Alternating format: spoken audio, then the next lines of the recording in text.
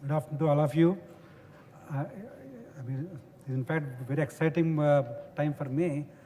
I think being amongst the people of innovators and the experts on innovation, and also all of you, the participants who are interested.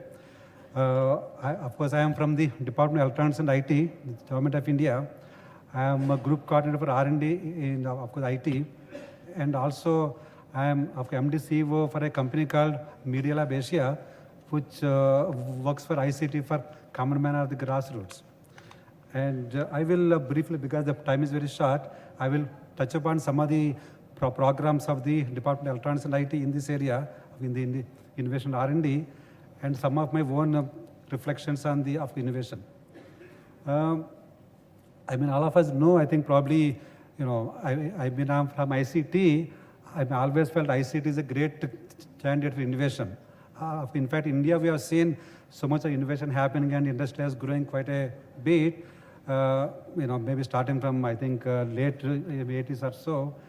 And some of the programs I feel which we initiated like STPI, Software Technology Parts of India, where, when you did not have any communication facilities or any facilities at all, I think they have contributed quite a lot, and they're able to bring in companies to STPI centers established, I think, around India, and support industry to grow.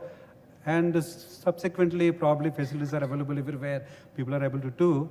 And, I mean, the innovation, I always felt the reason for innovation ICT is also something to do with the nature of activity. So probably information technology, you can start activity from anywhere, from your home or room or garage or anything. So I think probably we have seen, very substantial growth of the, ICT companies in India and, contributing to the, businesses, all over the globe. And then, of course, that is all of those efforts are essentially IT services and IT-enabled services. Now, I think we are at the crossroads. I think there is a competition internationally, and there's a kind of, what is that one? India also growing in terms of the markets also. Previously, so far, we have been only, our markets are only international markets. So, Indian incomes have increased, and middle class incomes are increasing, and India is becoming a very market itself. And also the international competition, because IT service is increasing. So these companies in industry started thinking now, how to get into the real actual products.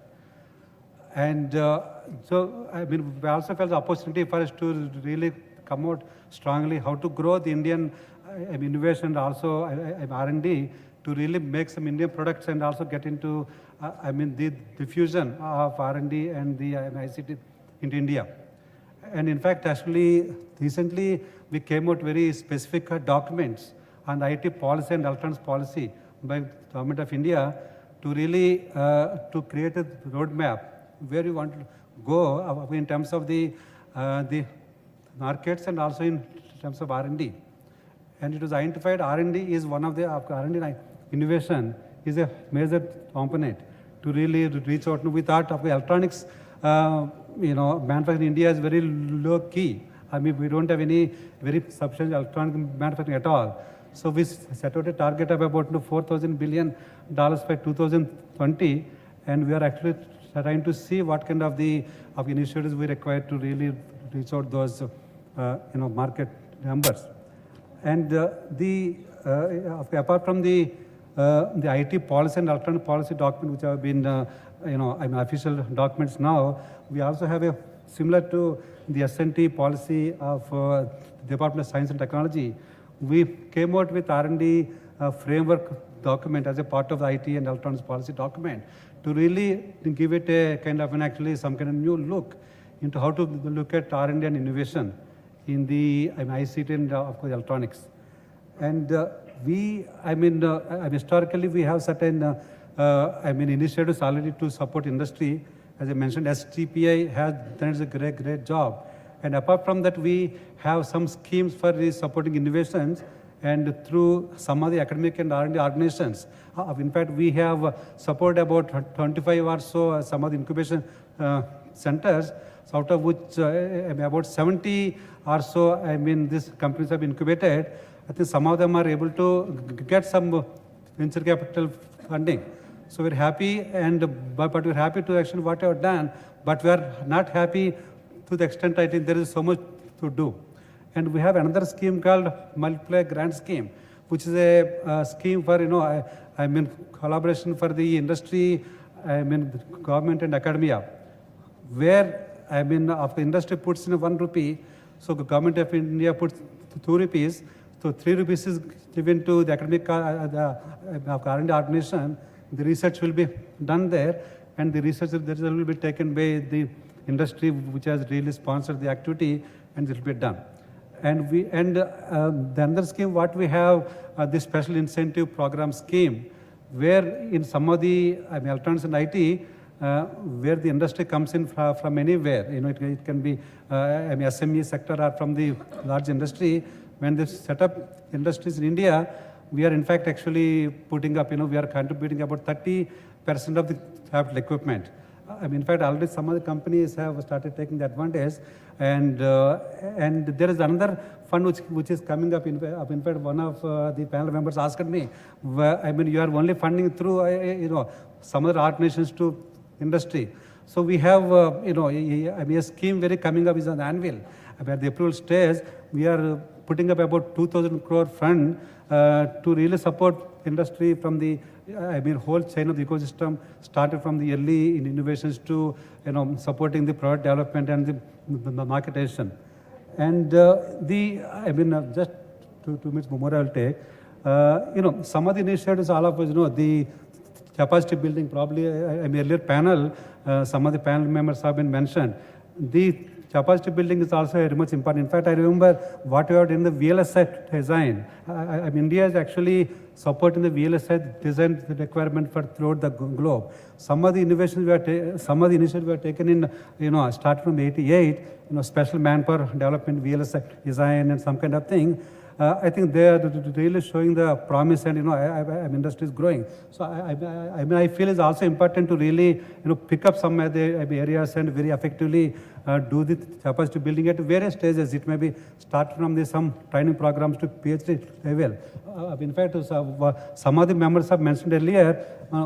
Yesterday I was in a seminar. One student has asked us. Of course, people are able to offer the courses in bioinformatics, but we don't have any practical experience.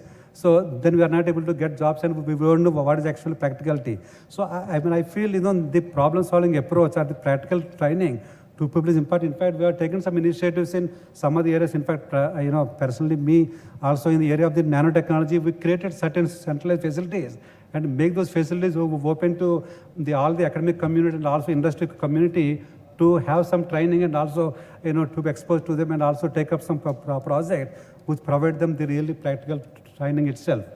Let me give some of my reflexes, because I think I is in a hurry anyway. I think probably the major component of innovation is always a problem-solving approach. So I think probably if we can really inculcate the thinking of the problem-solving approach, right from the starting itself, from school level, college level itself, I think probably it can solve automatically. People get into, okay, there's a problem, how to solve it.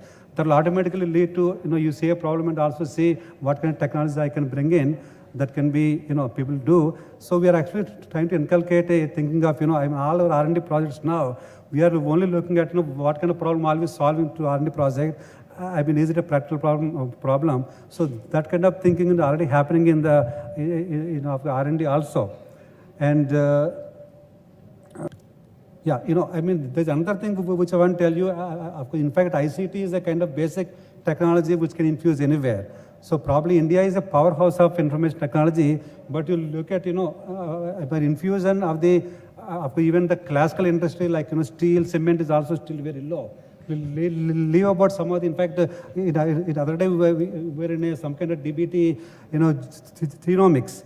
Genomics is a biologist and you have an ICT.